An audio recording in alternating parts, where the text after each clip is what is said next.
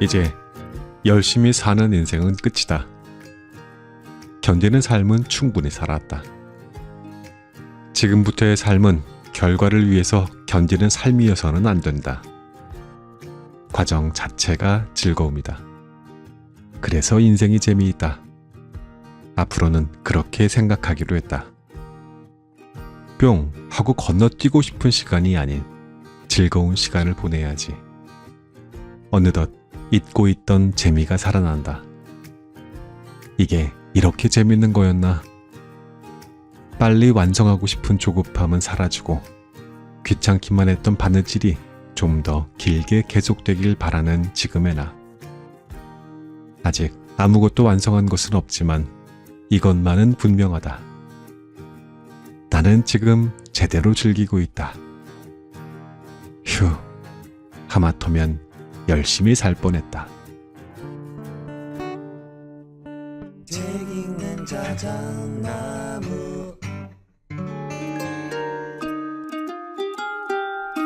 안녕하셨습니까? 모두의 아저씨 책 읽는 자작입니다. 오늘 여러분들께 소개할 책은 바로 하마터면이라는 단어로 시작하는 책 제목의 원조격이라고 할 수 있는 하마터면 열심히 살 뻔했다입니다. 아마도 이 책 이후로 유사한 제목의 책들이 마치 홍수처럼 쏟아져 나온 걸 보면 이 책이 원조가 맞습니다. 지은이 하완, 펴낸 곳은 오리지널스입니다.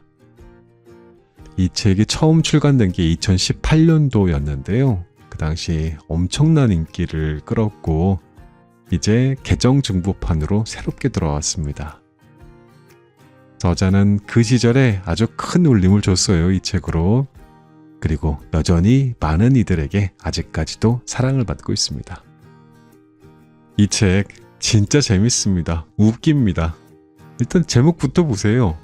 하마터면 인생을 열심히 살 뻔했다라니. 유머러스하지만 내용은 묵직하고 진지합니다. 그래서 더 좋았습니다. 이 책을 통해서 우리는 열심히 사는 것이 과연 최선인지 다시 한번 생각하게 됩니다. 열심히 사는 것만이 답일까요? 이 질문에 대해서 작가는 때로는 빵 터지는 웃음으로, 때로는 가슴 찡하게 만드는 이야기로 답을 합니다. 열심히 사는 것도 필요할 때가 있지만 가끔은 천천히 가는 것이 더 좋을 수도 있다는 메시지. 부제목이 참 좋지요. 나만의 속도로 살아갈 결심. 그동안 우리가 얼마나 달려왔는지, 그리고 얼마나 많은 것을 놓치고 있었는지 알게 됩니다. 속도를 줄이고 여유를 찾으면 그동안 보지 못했던 것들이 보이기 시작해요. 여러분도 이 책을 통해서 자신의 속도로 살아가는 방법을 찾을 수 있기를 바랍니다. 그리고 마음의 여유도요. 물론 웃음도요. 인생은 너무 짧으니까요. 지금부터 자작나무 숲길을 같이 걷겠습니다. 오늘도 끝까지 함께 해주십시오.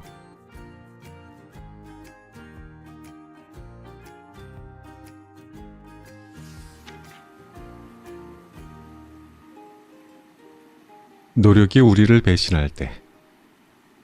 무라카미 하루키의 데뷔작 바람의 노래를 들어라에는 이러한 장면이 나온다. 태평양 한가운데 조난당한 한 남자가 튜브를 붙잡고 표류하고 있다.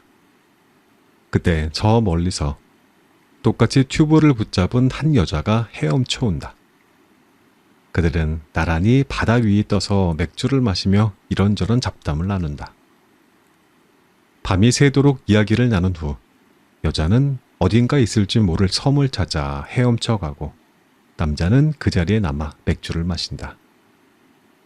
여자는 이틀 밤을 헤엄쳐 어딘가의 섬에 도착하고 남자는 그 자리에 남아 술에 취한 채 구조대에 의해 구조된다. 몇 년 후 이 둘은 어느 고지대에 있는 작은 술집에서 우연히 마주치게 되는데 여자는 굉장히 혼란스러워한다. 자신은 팔이 빠져라 열심히 헤엄쳐서 살았는데 그 자리에서 아무것도 하지 않은 그 역시 살아있다니. 여자는 헤엄치며 남자가 죽었으면 좋겠다라고 생각했노라 고백한다. 하지만 남자는 살았다. 열심히 헤엄친 그녀와 똑같이. 20대에 이 부분을 읽었을 때는 이게 무슨 개떡 같은 소리야 라고 생각했다. 최근에 다시 읽었을 땐 조금 다른 느낌이었다. 하루키, 이런 걸 말하고 싶었던 거야? 우리는 어릴 때부터 정신교육을 받는다. 열심히 하지 않으면 안 돼. 노력하지 않으면 아무것도 얻을 수 없어. 노력하지 않고 얻은 성공은 비겁한 거야. 이런 교육 말이다. 우리는 이러한 말들을 신앙처럼 품고 살아간다. 이 말들이 틀린 것은 아니지만 꼭 그렇지만도 않다는 걸 세상을 좀 살아보면 알게 된다. 아니, 살면 살수록 아니라는 것을 더 크게 느낀다라고 할까. 그래서 혼란스러운 거다. 우리의 가치관이 흔들리니까. 열심히 하지 않고 별다른 노력을 하지 않아도 다 가진 사람들이 있다. 반면 누구보다 열심히 사는데 점점 빈곤해지는 사람도 있다. 수백 번의 오디션을 본 후에야 배우로 데뷔하는 사람이 있는가 하면 친구 오디션에 따라갔다가 쉽게 데뷔하는 사람도 있다. 멀리서 예를 들 것도 없다. 공들인 작업은 별다른 성과를 못 냈는데 대충한 작업은 좋은 성과를 낸 경험, 누구나 한 번쯤은 해봤을 것이다. 열심히 노력했다고 반드시 보상받는 것은 아니다. 그리고 열심히 안 했다고 아무런 보상이 없는 것도 아니다. 그렇다. 우리가 믿었던 것과는 다르게 인생은 이처럼 아이러니하다. 그래서 어쩌라는 건데? 아무런 노력도 하지 말고 대충 살자고 말하고 싶은 거야? 열심히 노력해서 성공한 사람들의 성과를 다 부정하고 싶은 거냐고. 흙수저는 노력해도 안 되니까 금수저로 다시 태어나란 소리를 하고 싶은 거야. 대체 뭔 소리를 하고 싶은 거야? 화가 나는 마음을 이해한다. 사실 나도 화가 난다. 이 스토리에 분노가 있는 사람들은 열심히 헤엄친 여자의 감정이입을 해서 그럴 것이다. 그리고 그러한 사람들은 실제로 누구보다 열심히 노력하는 사람일 확률이 높다. 그러니 이런 이야기가 불편하다. 노력하지 않은 사람도 똑같이 구조됐으니까 말이다. 나는 노력해서 얻었는데 너는 노력도 안 하고 얻었다고? 인정할 수 없다. 하지만 그렇게 화만 낼 이야기는 아니다. 반대로 남자의 감정이입을 해보자. 아무것도 하지 않고 가만히 있었는데 구조가 됐으니 얼마나 좋은가. 열심히 노력하지 않아도 잘 될 수 있다는 이야기다. 꽤 괜찮지 않은가? 그건 운이 좋아서 그런 거지. 구조대가 안 올 수도 있었잖아 라고 말하는 사람도 있겠지만 그건 여자도 마찬가지다. 근처에 섬이 없었을 수도 있지 않은가? 여자도 운이 좋았다. 결과적으로 여자도 남자도 똑같이 운이 좋았는데 여자는 그걸 눈치채지 못하고 혼란스러워한다. 자신이 얻은 것은 노력으로 받은 보상이라고 생각하고 남자가 얻은 것은 부당하다고 생각하며 괴로워한다. 우리가 지금 괴로운 이유는 우리의 믿음, 즉 노력이 우리를 자주 배신하기 때문이다. 나는 죽어라 열심히 노력하는데 고작 이 정도고 누구는 아무런 노력을 안 하고도 많은 걸 가져서다. 분명 노력하지 않으면 아무것도 얻을 수 없다고 배웠는데 또 노력하면 다 이룰 수 있다고 배웠는데 이상하다. 뭔가 속은 것 같다. 잘못 살아온 것만 같다. 그렇다고 노력을 멈출 수도 없다. 노력하지 않으면 그나마 이 정도도 유지하지 못할 것 같다. 어떻게 사는 게 맞는지 알 수 없어서 괴롭다. 왜 노력이 우리를 배신하는지, 그럼 이제 어떻게 살아야 하는지 물어도 나는 답을 알지 못한다. 다만 괴로움을 줄이는 법은 안다. 둔하지만 인정해버리는 것이다. 노력해도 안 되는 것이 있고 노력한 만큼 보상이 없을 수도, 노력한 것에 비해 큰 성과가 있을 수도 있다라는 사실을 인정하면 괴로움에서 조금 벗어날 수 있다. 내가 이만큼 노력했으니 반드시 이만큼의 보상이 있어야 한다는 생각이 괴로움의 시작이다. 보상은 언제나 노력한 양과 동일하게 주어지지 않는다. 노력한 것보다 작게 혹은 더 크게 주어진다. 어쩌면 아예 보상이 없을 수도 있다. 안타깝지만 사실이다. 노력한 것에 비해 큰 성과를 얻는 사람이 주변에 있다면 비난하지 말고 그 성과를 인정해주자. 그것은 나 역시 노력에 비해 큰 성과를 얻을 수도, 노력하지 않았는데 좋은 일이 생길 수도 있다는 이야기니까. 질투로 괴로워할 필요가 없다.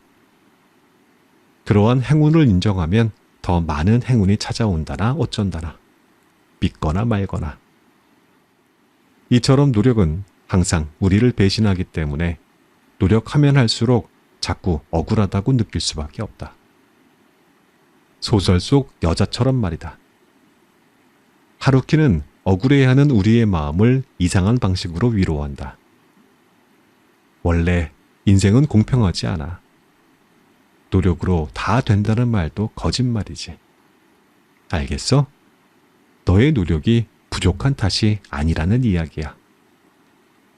여기에는 어떠한 해답도 없지만 그걸로 충분하다. 나에겐 엄청난 위로가 된다.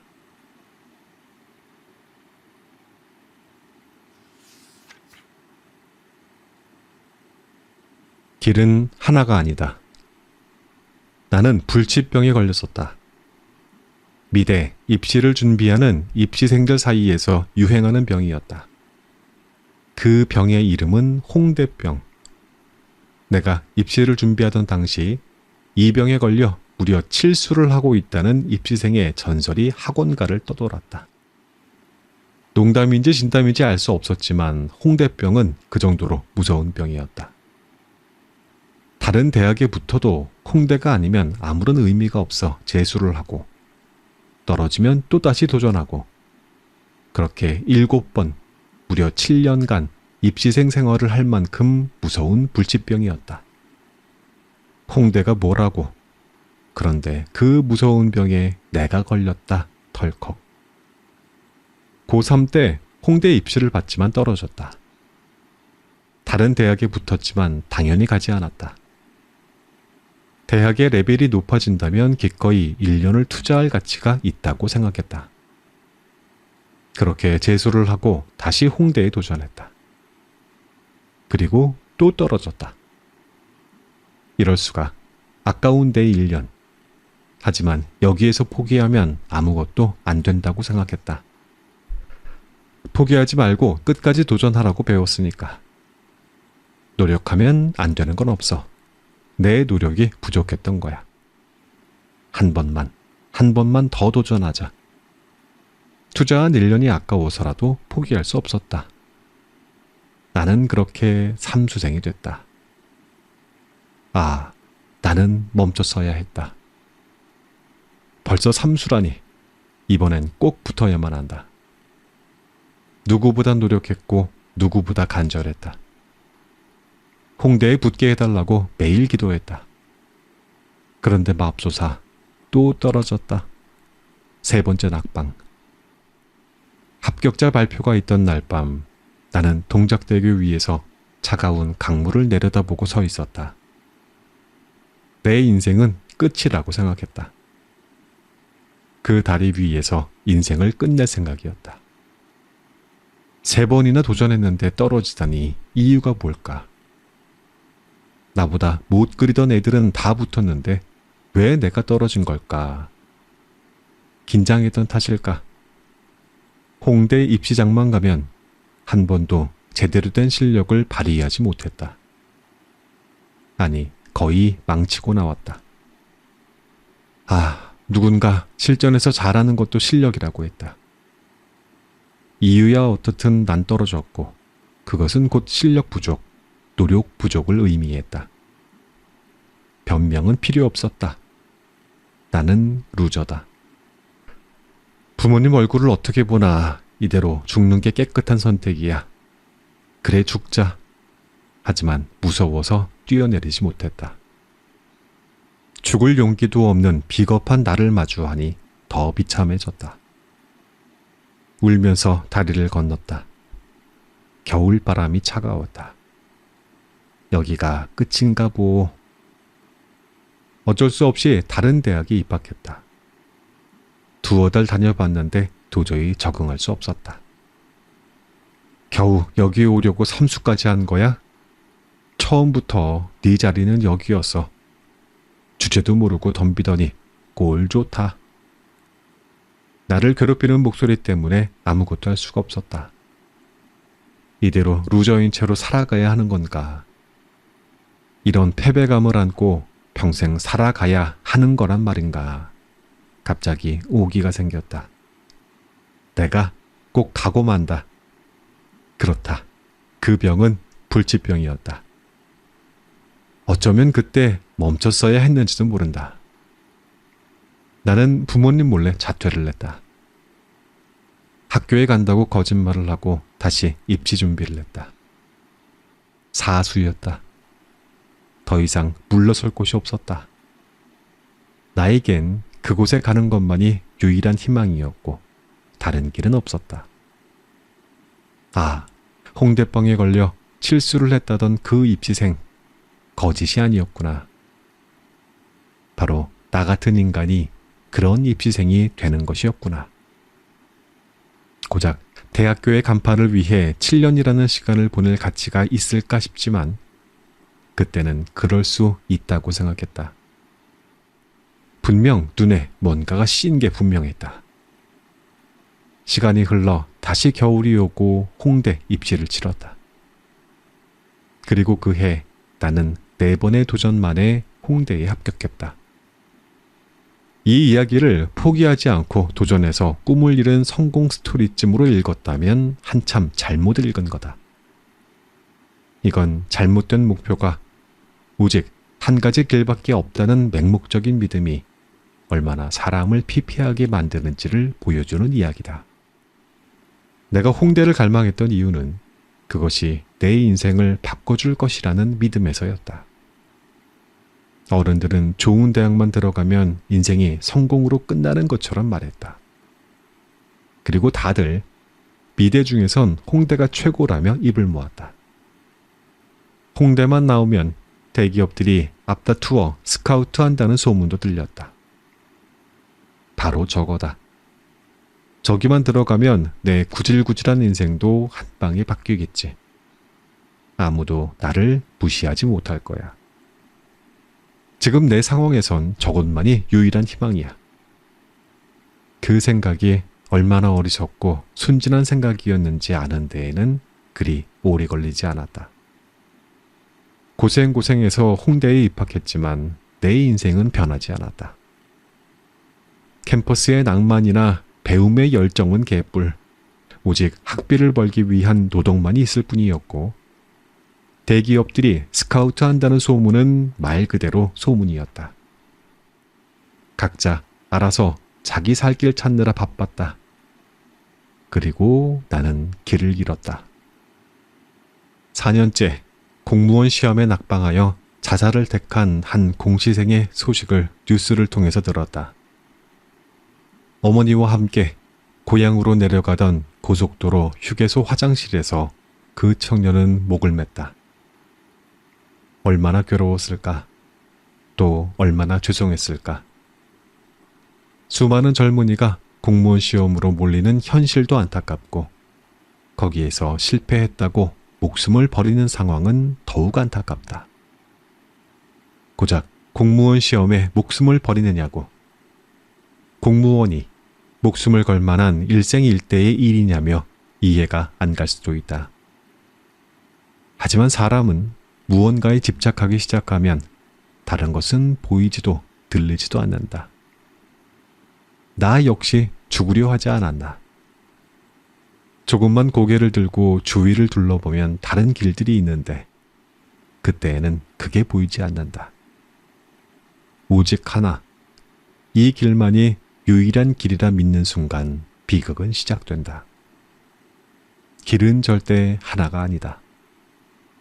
그리고 그 길이 전부라고 생각하지만 막상 가보면 그 길이 자신이 원하던 길이 아닌 경우도 많다.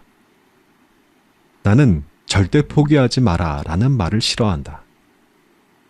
목숨 빼곤 다 포기해도 좋다고 생각한다. 쉽게 포기하며 살라는 이야기가 아니다. 원하는 목표가 있으면 노력도 하고 최선을 다해봐야 한다. 그렇게 두세 번 도전했는데도 안 되면 과감히 포기하는 게 맞다. 나처럼 4년 혹은 그 이상 매달리는 것은 집착이다. 절대 포기하지 말라는 말처럼 잔혹한 말은 없다. 그 목표를 절대 포기할 수 없어서 자신의 목숨을 끊다니 이러한 비극이 어디 있다는 말인가. 세상에는 많은 길이 있다. 어떠한 길을 고집한다는 것은 나머지 길들을 포기하고 있다는 말과 같다. 이미 많은 것을 포기했으니 그것 또한 포기하지 못할 이유가 없다. 너무 괴롭거든 포기해라. 포기해도 괜찮다. 길은 절대 하나가 아니니까.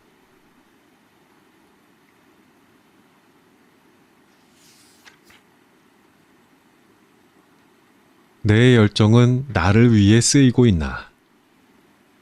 우리 사회는 열정을 가진 사람을 참 좋아한다. 열정이라는 건 좋은 거니까. 이름만 들어도 가슴에서 뭔가 뜨끈한 게 느껴지는 기분이다. 무언가에 열렬한 애정을 가지고 열심인 사람을 싫어할 일은 없다. 내가 사장이어도 열정이 있는 사람을 뽑고 싶을 것이다. 이왕이면. 그런데 열정이 있으면 좋은 곳에서 당연히 있어야 하는 것이 되어가는 지금의 현실은 뭔가 좀 불편한 구석이 있다. 모두가 입을 모아 말한다.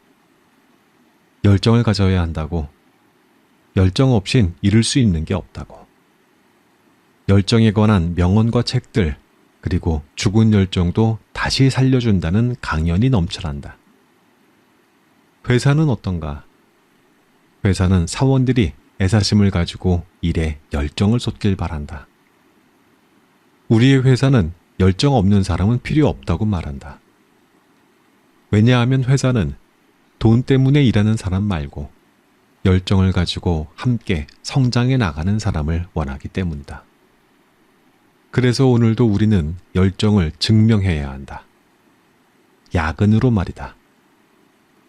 정시에 퇴근하면 열정이 없는 거다. 그런데 회사는 성장하는데 왜 나의 월급은 성장하지 못하는 걸까? 이런 쌍쌍바, 함께 성장한다고 하지 않았나? 세상이 열정을 강요하고 있다는 느낌을 지울 수가 없다. 열정이 안 보이면 불성실하다고 여긴다. 이처럼 열정이 당연한 세상이 되어버렸으니 열정을 가지지 못하면 불리하고 불안하다. 없는 열정을 만들어서라도 가지고 싶어진다. 수많은 열정 콘텐츠가 주목받는 이유다. 저의 일에 열정이 없어서 걱정이에요. 인터넷에서 심심치 않게 볼 수 있는 고민인데 나는 이러한 고민이 조금 이상하다고 생각한다. 뭐랄까, 눈앞에 좋아하지도 않는 사람을 앉혀놓고 저는 이 사람을 왜 사랑하지 않는 거죠? 라고 묻는 것과 비슷하달까. 아무리 애를 써도 어떠한 일에 열정이 생기지 않는다면 그 일을 좋아하지 않는 거다. 열정은 애정을 기반한다. 하기 싫은 일을 해야 하니 당연히 열정도 없다. 열정 콘텐츠로 반짝 의욕이 생길 수도 있지만 약발은 그리 오래가지 않는다. 그리고 그렇게 강요로 만들어진 열정은 대개 남 좋은 일만 시키는 경우가 많다. 열정은 스스로 일어나는 것이지 절대 강요로 만들어질 수 없다. 열정은 사랑이다. 그 일을 사랑하는 것에서 열정은 시작된다. 물론 사랑하려고 노력하다 보면 사랑하는 마음이 생길 수도 있지만 별로 권하고 싶지 않다. 내 생각에 열정은 없어도 괜찮을 것 같다. 열정 같은 거 없어도 우리는 일만 잘한다. 정말 좋아서 하는 일도 있지만 우리 대부분은 돈을 벌기 위해 일한다. 노동의 대가로 돈을 받는 것이다. 거기에 열정까지 요구하는 건 좀 너무하다 싶다. 안 생기는 열정을 억지로 만들려는 건 스트레스다. 없으면 없는 대로 그냥 하던 일을 하면 된다. 언젠가 열정은 저절로 생긴다. 지금 하는 일일 수도 있고 다른 일일 수도 있다. 그러한 일이 생기면 그때 열정을 쏟으면 된다. 열정이 생기는 일을 찾으면 또 다른 문제가 생긴다. 돈은 많이 줄 수 없지만 열정을 가지고 일할 좋은 기회가 될 거야. 아무래도 이 바닥은 경험이 자산이니까. 못하겠다고? 당신은 열정이 없는 거네. 열정페이다. 돈을 안 주거나 최저임금에도 못 미치는 돈으로 실컷 부려먹으려는 속셈이다. 속이 빤히 보이는 이야기지만 열정이 넘치는 사람들은 이러한 말에 잘 속아 넘어간다. 아무래도 사랑은 눈을 멀게 만드니까. 더 좋아하는 쪽이 지는 게 사랑의 공식이니까. 세상은 우리에게 열정을 가지라고 강요하고 그 열정을 약점 잡아 이용하고 착취한다. 그래서 열정을 함부로 드러내는 건 위험하다. 이러한 세상이라면 차라리 열정이 없는 편이 더 나을지도 모르겠다. 그럼에도 열정은 좋은 거다. 나를 위해 쓰기만 한다면 말이다. 내가 어떠한 것에 열정을 쏟고 있다면 그 열정이 나를 위한 것인지 남을 위한 것인지 잘 생각해 볼 필요가 있다. 내가 알기론 열정이라는 것은 그렇게 자주 생기는 것도 오래 가는 것도 아니다. 열정을 막 쥐어짜내면서도 아무데나 쏟아서도 안 되는 이유가 여기에 있다. 열정도 다른다. 함부로 쓰다 보면 정말 써야 할 때 쓰지 못하게 된다. 언젠가는 열정을 쏟을 일이 찾아올 테고 그때를 위해서 열정을 아껴야 한다. 그러니까 억지로 열정을 가지려고 애쓰지 말자. 그리고 내 열정은 내가 알아서 하게 가만 놔뒀으면 좋겠다. 강요하지 말고 뺏어가지 좀 마라.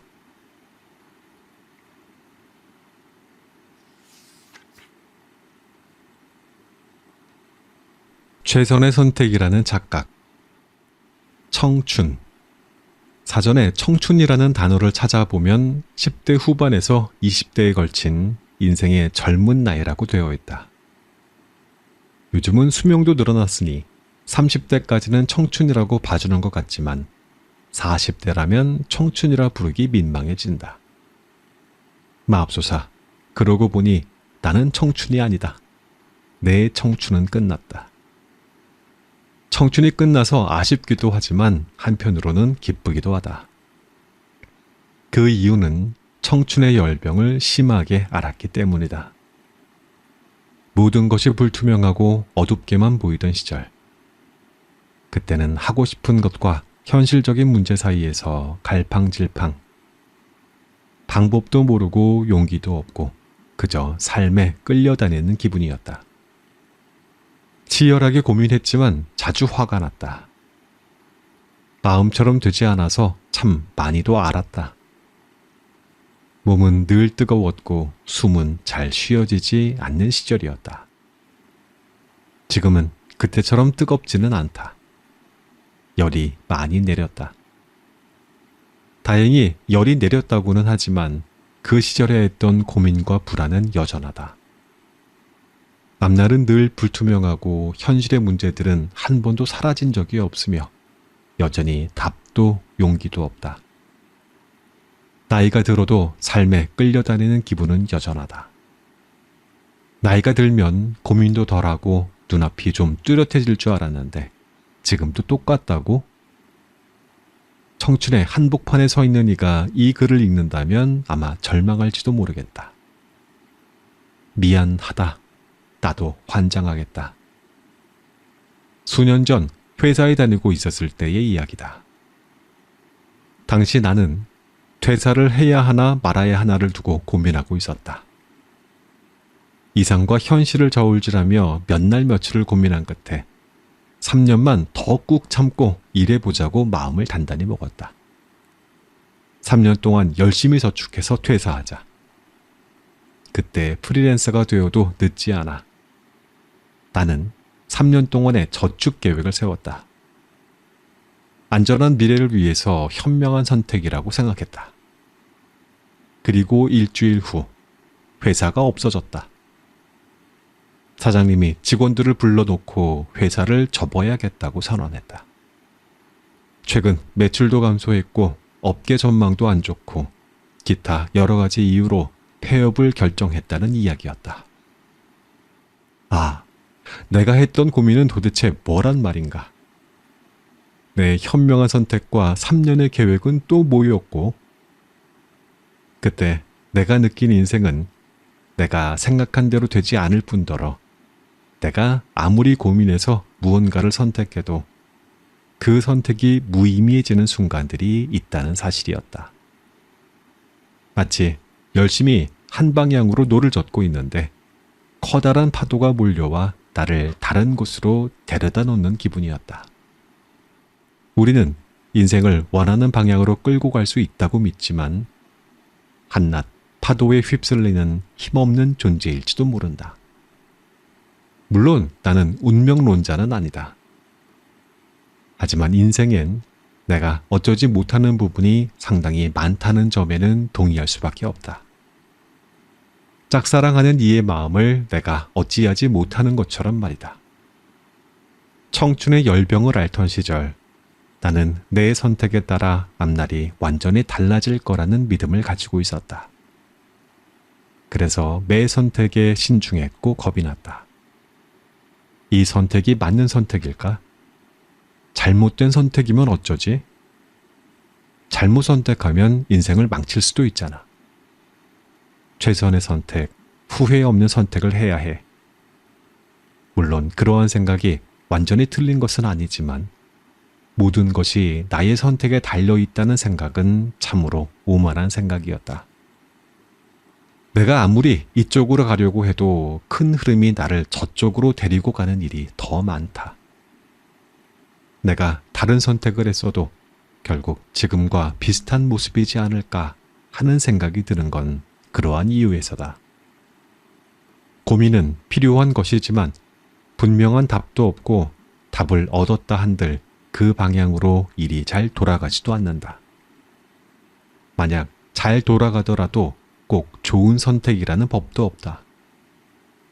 내가 한 선택이 당장은 맞는 것 같아도 세월이 흘러 잘못된 결과를 낳기도 하고 잘못된 선택이라 생각했던 것이 나중에 좋은 결과로 이어지기도 한다.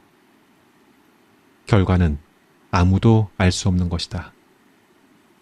그러니 너무 자기 자신을 괴롭힐 필요는 없지 않을까. 인생의 모든 것을 통제하려 해서는 안 된다. 어차피 통제가 안 된다. 자칫 허무주의로 흐를 수 있는 이 사실 앞에 나는 묘하게 위로를 받는다. 아, 모든 게 내 탓은 아니구나. 그걸 미리 알았더라면 나를 덜 힘들게 했을까. 나이가 들어서도 고민과 불안함은 계속되지만 뜨겁게 열이 오르지 않는 이유는 내 힘으로 어찌할 수 없는 것까지 고민하지 않기 때문인지도 모른다. 그러한 것까지 고민하기에는 내 체력이 버티지 못한다. 치열하게 고민하는 것도 젊을 때나 가능한 모양이다. 늙어서 좋은 점도 있네. 응? 이거 좋은 거 맞아?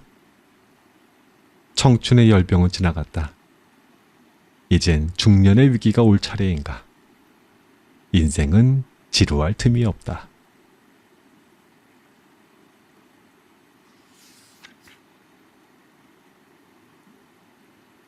아버지와 나. 지금 생각해도 나의 아버지는 이상한 사람이었다. 이미 돌아가시고 없는 사람을 욕되게 하고 싶지는 않지만 아버지는 확실히 이해하기 힘든 사람이었다. 아버지는 일하러 나가는 걸 싫어했다. 국민학교도 제대로 마치지 못한 아버지. 그가 맨손으로 남쪽 끝 시골에서 기회의 땅 서울로 올라와 구할 수 있는 일이라고는 몸을 쓰는 막일, 일명 노가다뿐이었다. 노가다는 힘들고 고되지만 그 일을 하는 사람 중에는 성실하게 일해서 가족을 부양하는 아버지들이 분명히 있었다. 하지만 나의 아버지는 일하러 나가는 걸 지독하게 싫어했다. 가끔 일을 나갔고 대부분은 집에서 빈둥거렸다. 아버지는 집에 들어 누워 하루 종일 TV를 봤다. 누렇게 빛이 바래고 담뱃재에 여기저기 구멍이 뚫린 러닝 셔츠를 입고 잠을 자던 이불 위에 누워 미동도 하지 않은 채 내가 등교할 때 봤던 모습 그대로 내내 TV를 봤다. 그리고 그대로 다시 잠이 들곤 했다. 가장이 일을 하지 않으니 집안 형편이 궁색했으면 당연했다. 그래도 5 식구가 굶을 수는 없는 노릇. 아버지 대신 어머니가 공장에 나아가 일을 해서 근근히 먹고 살았다. 경제적인 문제도 문제였지만 내 생각에 더 큰 문제는 가정 불화였다. 가끔 드라마에서 가난해도 행복한 가족 같은 이야기를 볼 때면 판타지처럼 느껴진다. 내가 아는 리얼리티는 다른 모습이었다. 부모님은 자주 언성을 높여 싸웠다. 입에 담기 힘든 욕설이 오가고 집안 물건이 다 부서지고 기어이 피를 본 후에야 싸움은 끝이 났다. 매일 전쟁을 치르면서도 아버지는 꿋꿋이 일하러 나가지 않았고 어머니는 매번 얻어맞으면서도 싸움을 피하지 않았다. 아버지는 매일 술을 마셨다. 가끔 뭐가 억울한지 울부짖었고 종종 집안 물건을 부쉈고 자주 부인과 자식들을 두들겨 팼다. 제법 담담한 척 글을 쓰고 있지만 그 시절 나에게 집이란 곧 지옥이었다. 형과 나 그리고 여동생은 그 지옥 속에서 무럭무럭 자라났다. 죽지도 미치지도 않고 형과 나의 몸집이 점차 아버지보다 커져 위협이 되기 시작하자 아버지의 폭력은 줄어들긴 했지만 그는 여전히 일하러 나갈 생각이 없었다.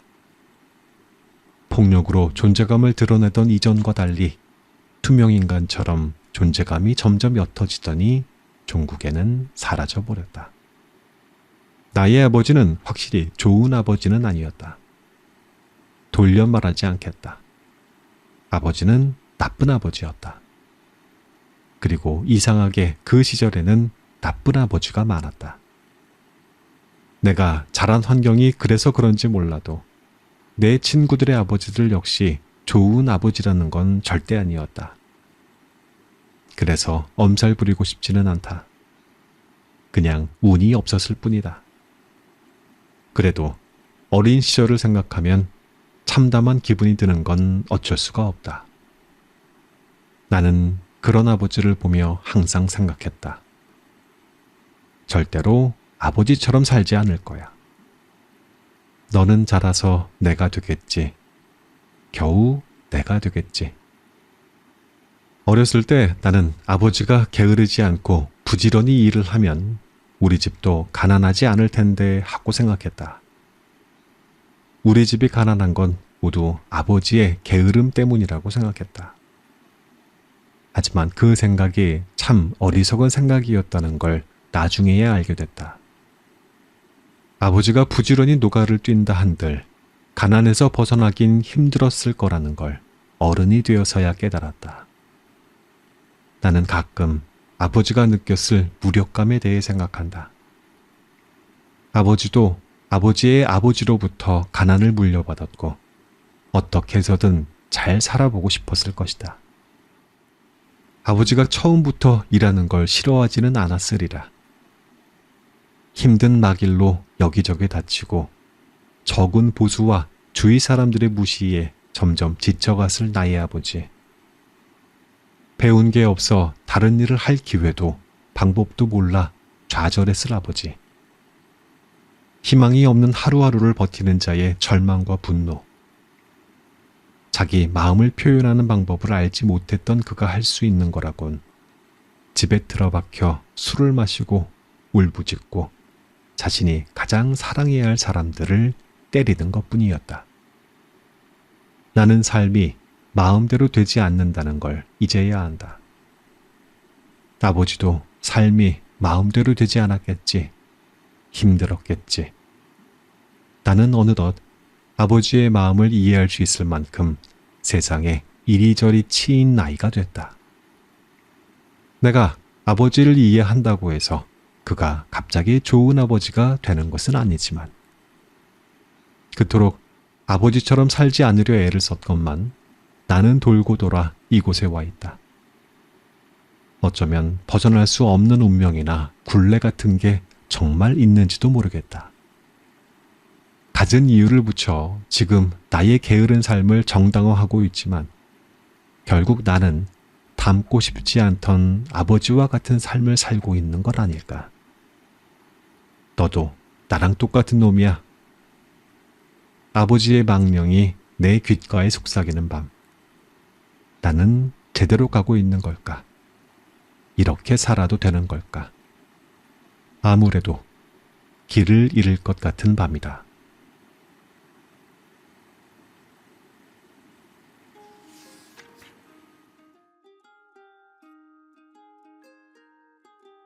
오늘의 낭독은 여기까지입니다. 이 책을 다 읽고 나니 작가의 독특한 배경이 더욱 인상 깊게 다가옵니다. 원래 일러스트레이터였다는 작가는 책 곳곳에 자신의 재능을 마음껏 발휘해서 이야기를 더 풍성하게 만들어줬습니다. 책을 읽으면서 중간중간 나오는 그림들이 전곡을 찌르면서도 웃음을 자아내게 합니다. 이건 직접 책을 손으로 들고 봐야만 느낄 수 있는 부분이기는 해요. 이 책이 2018년에 출간되고 나서 한 1년 정도쯤 지났을 때였나요? 제가 존경하던 한 북튜버 선배님이 이 책을 소개하면서 낭독을 하셨거든요.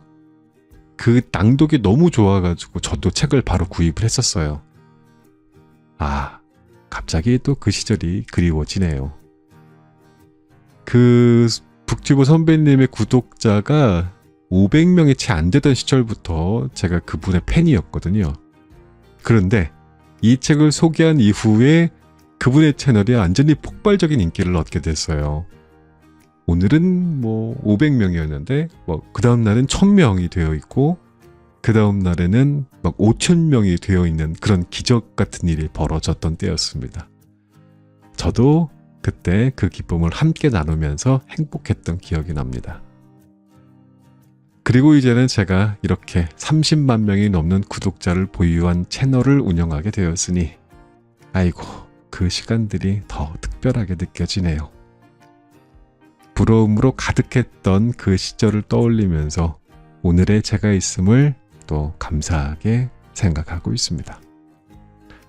근데 참 이상하죠? 분명히 읽었던 책인데 이번에 다시 읽으면서 완전히 또 새로운 책처럼 느껴졌어요. 내가 이 책을 정말 읽었다고? 자주 또 쉽게 잊어버리는 사람은 이런 좋은 점이 있습니다. 인생이 일단 지겨울 리가 없어요. 매 순간이 새롭고 모든 책들이 참 신선합니다. 인생을 열심히 살아가는 것도 좋지만 너무 매몰돼서 노력만으로 해결하려는 강박을 가지지 말아야겠다는 생각이 듭니다. 이 책이 전하는 메시지처럼 조금은 운에 맡기고 가을바람처럼 살랑살랑 가볍게 내 속도를 찾아가도록 하자고요. 엔딩 음악 들으면서 오늘의 방송 마칩니다. 안녕히 계십시오.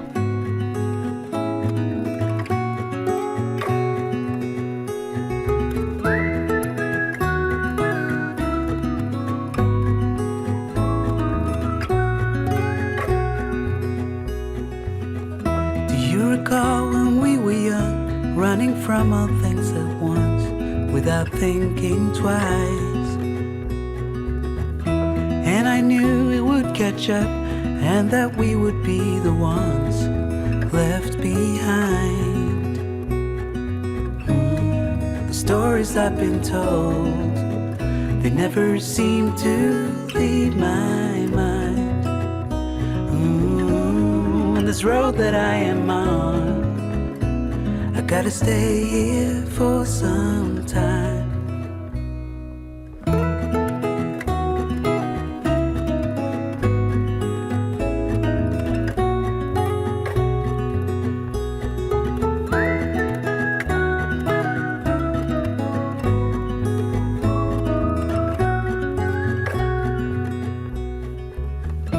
Time is gone and I grew up.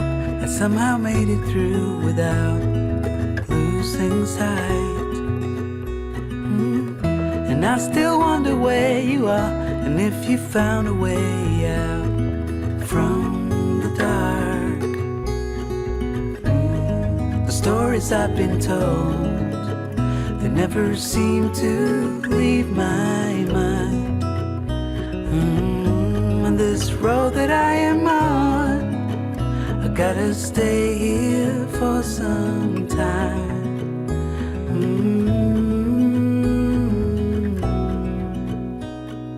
Bruises, they come and they go, and we have to try and keep up, 'cause this life's so much more. And I still wonder where you are.